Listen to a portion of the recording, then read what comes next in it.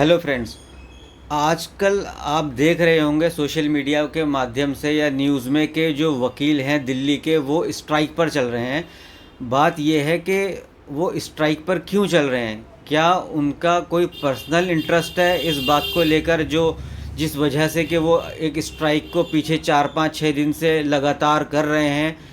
तो इसके पीछे क्या वजह है कि वो स्ट्राइक पर हैं? उसके पीछे वजह है कि अभी एलजी जो दिल्ली का है उसने एक नोटिफिकेशन जारी किया 13 अगस्त को, जिसमें कि उसने इस बात को कहा कि जो दिल्ली की अदालतों में एविडेंस रिकॉर्ड की जाती है पुलिस की जो एविडेंस होती है वो क्रिमिनल मैटर्स में होती है। तो ऐसे में जो वो पुलिस अधिकारी होगा या पुलिस ऑफिसर जो होगा जिसकी एविडेंस रिकॉर्ड होनी है, उसको कोर्ट में आने की ज़रूरत नहीं है। वो कोर्ट में बिना आए पुलिस थाने में ही एक डेजिग्नेटेड प्लेस बना दिया जाएगा जहाँ से कि वो बैठकर अपनी गवाही को पूरा करा सकता है। यानी कि अदालत तो अपनी अदालत में है, जज साहब अपनी अदालत में है, वकील अदालत में है, जो विक्टिम है अदर और बाकी जो पर्सन्स हैं वो सारे के सारे गवाह वो अदालत में आएंगे, लेकिन जो पुलिस ऑफिसर होगा वो अदालत में नहीं आएगा। वो अपना जो डेजिग्नेटेड प्लेस है वहाँ पर बैठकर ही अपनी गवाही को करा सकता है। तो इसमें अब सवाल ये है कि तो ठीक है, करा सकता है तो करा ले, तो इसमें वकीलों को क्या परेशानी है? इसमें वकीलों का कौन सा ऐसा नुकसान हो रहा है कि जिससे ऐसी गवाही होने से वकील का नुकसान हो क्या रहा है? असल में मैं बताऊं आपको तो वकील का कोई नुकसान नहीं हो रहा है। नुकसान अगर किसी का हो रहा है तो वो आम जनता का हो रहा है, और उसकी वजह ये है कि जो अदालत के अंदर मुकदमा चल रहा होता है वकील उसे लड़ रहा होता है, पर वो मुकदमा दो पार्टीज़ के बीच में ही चल रहा होता है। एक होता है कंप्लेनेंट पीड़ित, एक होता है मुलजिम। मुकदमा तो इन दोनों के बीच चल रहा होता है ना।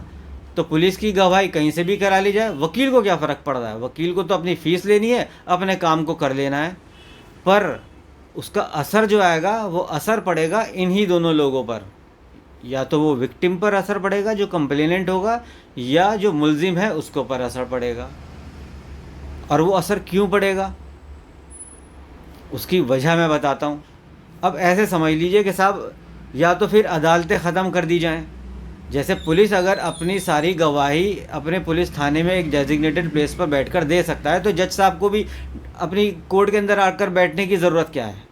या गवाह को भी सर अपने घर से आकर कोर्ट में गवाही देने की ज़रूरत क्या है? वो भी अपने घर से गवाही दे ले, जज साहब भी अपने घर से बैठकर वीडियो कॉन्फ्रेंसिंग के थ्रू बातों को सुन लें। और जो पुलिस वाले हैं उनकी गवाही है, उसके लिए तो अब ये कानून बन ही गया है, जिसकी लड़ाई चल रही है, जिसका नुकसान आप ही लोगों को होना है। तो अगर इस तरीके से चलेगा तो सारी अदालतों को तो बंद ही कर देना चाहिए। अब वजह यह है कि इसका असर क्या है एक्चुअली। देखिए, जब कोई एफआईआर दर्ज होती है उसमें पुलिस का बड़ा अहम रोल होता है।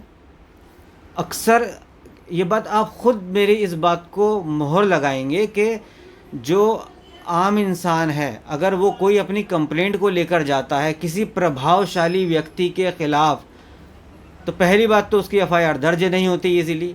अगर दर्ज हो भी जाती है तो उसमें ऐसी धाराएं लगती हैं कि वो जो इन्फ्लुएंशियल पर्सन है, जो प्रभावशाली व्यक्ति है, उसके ऊपर ज़्यादा असर नहीं पड़ता, इजीली बेल पर बाहर रहता है। और मुकदमे में इतनी इन्वेस्टिगेशन में इतनी लकूनास डाले जाते हैं कि ड्यूरिंग ट्रायल वो लकूनास की वजह से उसके ऊपर कोई असर नहीं पड़ता, वो बरी हो जाता है।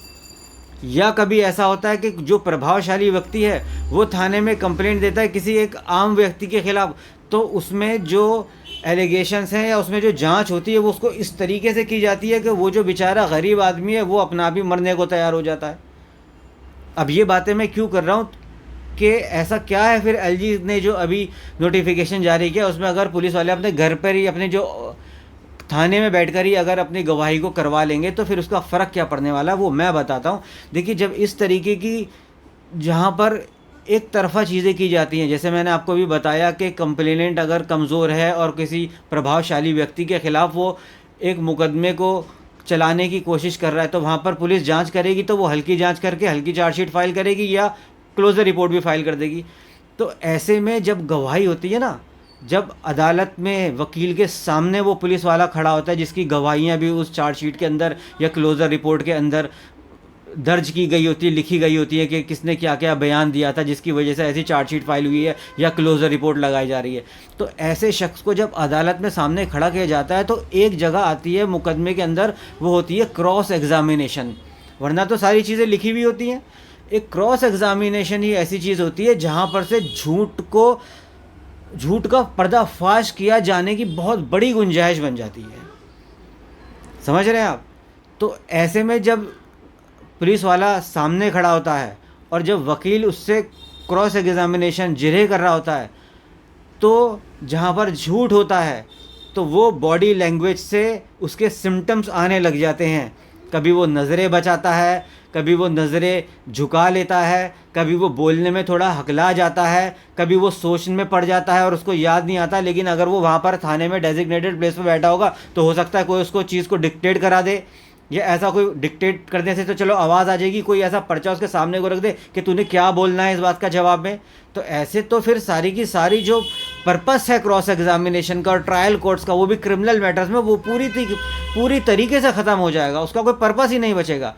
तो ऐसे में जो क्रॉस एग्जामिनेशन जब वकील कर रहा होता है, तो क्रॉस एग्जामिनेशन का देखिए कोई स्ट्रेट जैकेट फार्मूला तो है नहीं, कहीं पर ये लिखा तो है नहीं कि आप इस पर ये वाला सवाल पूछोगे, आप इस पर ये वाला सवाल पूछोगे। वो तो जिस तरीके से गवाह का जवाब आता है उस तरीके से वकील के दिमाग में और एक नया सवाल जन्म लेता है उसी के अकॉर्डिंग, और वो उसको पूछता रहता है उस तरीके से वो उसके झूठ को अदालत के आगे रखने की पूरी कोशिश करता है और रखने में कामयाब भी होता है। और ये चीज़ अगर इस तरीके से चलेगी, जिस तरीके से एलजी ने अभी अपना जो नोटिफिकेशन दिया है, जिसके ज़रिए थाने में बैठकर ही पुलिस वाला गवाही दे देगा, तो न्याय कहाँ मिलेगा? और इसमें वकील की लड़ाई कहाँ है? वकील की क्या लड़ाई है इसमें? वकील तो वहाँ पर भी क्रॉस एग्जामिनेशन कर ले, अच्छा हो या बुरा हो, वो तो उसका असर किस पर पड़ेगा? या तो मुद्दई पर पड़ेगा या जो मुलजिम है उसके ऊपर पड़ेगा। समझ रहे हैं ना? तो इसलिए ये जो लड़ाई है ये वकील की लड़ाई नहीं है, ये आपकी लड़ाई है। ये जो वकील आज रोड पर खड़े होकर एक प्रोटेस्ट कर रहे हैं, ये वकील का कोई नुकसान नहीं है इसमें। वकील के पास तो कब कोई काम होगा तो मुकदमा आएगा, मुकदमे को वकील करेगा, लेकिन उसमें क्या जस्ट कंक्लूजन पर वो अदालत पहुंच पाएगी? और जस्ट कंक्लूजन के लिए जो सबसे बड़ा हथियार है कोर्ट के अंदर ट्रायल में, वो सबसे बड़ा हथियार सिर्फ और सिर्फ क्रॉस एग्जामिनेशन ही है। वरना तो सारी चीज़ें डॉक्यूमेंटेड है, स्टेटमेंट जो है वो रिकॉर्डेड है। क्रॉस एग्जामिनेशन ही ऐसी चीज़ होती है जहाँ पर झूठ और सच को सामने लाया जाता है और लाया गया है। और यही तरीके से जस्ट कंक्लूजन, जस्ट मतलब जस्टिस की लड़ाई है ये। तो आप सब आम जनता से इस बात की गुजारिश है कि वो वकीलों का साथ दें, क्योंकि ये वकील की लड़ाई नहीं है। वकील के लिए वो कोई काला कानून नहीं है, उस काले कानून का असर पड़ेगा आप आम लोगों के ऊपर। तो आप कभी ये मत सोचना कि वकीलों के ऊपर वकीलों का कोई पर्सनल इंटरेस्ट चल रहा है और वकील इन चीज़ों को लेकर अपना प्रोटेस्ट कर रहा है, पता नहीं उसका क्या फ़ायदा। बिल्कुल नहीं, ज़ीरो, कोई फ़ायदा नहीं है। वो आपके लिए लड़ रहे हैं, वो सिर्फ आपके लिए लड़ रहे हैं, क्योंकि वो तो मुकदमा कहीं पर भी होकर रहकर लड़ लेगा, उसको फीस आएगी, बात ख़त्म हो जाएगी, लेकिन आपको न्याय नहीं मिलेगा। इस बात को बहुत गहराई से समझने की ज़रूरत है। इस बात को और लोगों तक भी पहुंचाइए, ताकि लोगों के अंदर ये जो अगर किसी तरह का भ्रम है कि वकील अपने किसी सेल्फिशनेस या किसी पर्सनल इंटरेस्ट के लिए लड़ रहे हैं, तो ऐसा बिल्कुल नहीं है, वो आपके लिए लड़ रहे हैं। तो आप भी वकीलों के साथ में आइए, ये बहुत ज़रूरी है।